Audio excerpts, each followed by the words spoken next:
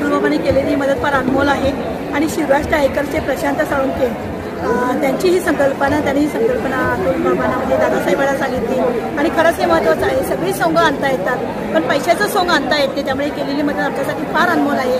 तर रायबाचं शिक्षण हे आमच्यासाठी फार महत्त्वाचं आहे. आणि आजची मी माळ आणलेली आहे समुद्रकोड्यांची माळ.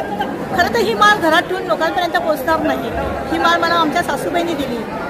बाळकृष्ण मालुसरे हे आमचे सासरे आणि आमच्या सासूबाईंनी मला दिली, त्यांना त्यांच्या सासूबाईंनी दिली होती. अशी घरातल्या महिलांनी दागिन्याच्या पेटीमध्ये ही जपलेली माळ दागिन्याच्या पेटीमध्ये ठेवण्यापेक्षा जर त्यांना सर्वांना दर्शन होत असेल तर ते माझ्यासाठी फार महत्त्वाचं आहे. म्हणूनच आज माळ ही कॉलेजच्या विद्यार्थ्यांच्या दर्शनासाठी आणली. डॉक्टर शीतल शिवराज मालुसरे, करवीर तानाजी भोसले यांच्या थेट 12व्या वर्षाच्या. शेतकरी शिक्षक प्रसारक मंडळ या संस्थेच्या माध्यमातून आम्ही शिवमहोत्सव 2020 आता साजरा केला. नरवीर तानाजी मालुसरे यांच्या थेट वंशज आदरणीय शीतलताई मालुसरे यांना आम्ही विशेष निमंत्रित म्हणून बोलवलं होतं. छत्रपती शिवाजी महाराजांनी ज्या वेळेला कोंढाण्याची लढाई झाली त्यावेळेला लढाईनंतर नरवीर तानाजी मालुसरे यांच्या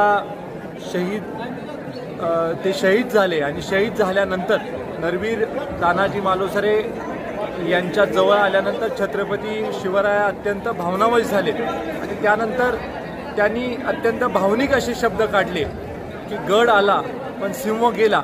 आणि छत्रपती शिवाजी महाराजांच्या गळ्यामधली कवड्याची माळ जी आज शीतलता इथं घेऊन आलेले आहेत आणि असंख्य आमचे विद्यार्थी आता ती माळ बघू शकतात की खऱ्या अर्थानं स्वराज्यासाठी ज्यांनी आपल्या प्राणाची आहुती दिली त्या आदरणीय शहीद तानाजी मालुसरे यांच्याविषयी एक वेगळ्या प्रकारचा आदरयुक्त भाव हा आपले छत्रपती शिवाजी महाराजांचा होता.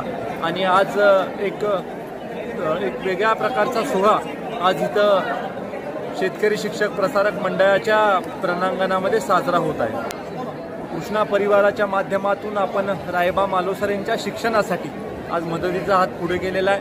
मी सगळ्यांना आव्हान करीन की महाराष्ट्रामधून ज्यांना ज्यांना छत्रपती शिवाजी महाराजांच्या विचारावर प्रेरणेवर काम करायची इच्छा आहे तर खऱ्या अर्थाने मंथन केलेलं आहे त्या सगळ्या लोकांना माझं आव्हान आहे की जे जे छत्रपतींचे मावळे होते स्वराज्यामध्ये छत्रपतींच्या खांद्याला खांदा लावून जे लढले त्या अनेक कुटुंब अशी महाराष्ट्रामधली आहेत जी दुर्लक्षित झालेली आहेत. त्या कुटुंबाकडे लक्ष देण्याचं काम हे सगळ्या लोकांनी केलं पाहिजे. आज आम्ही रायबा मालुसरेंच्या शिक्षणासाठी आज मदत केलेली आहे आणि मला खात्री आहे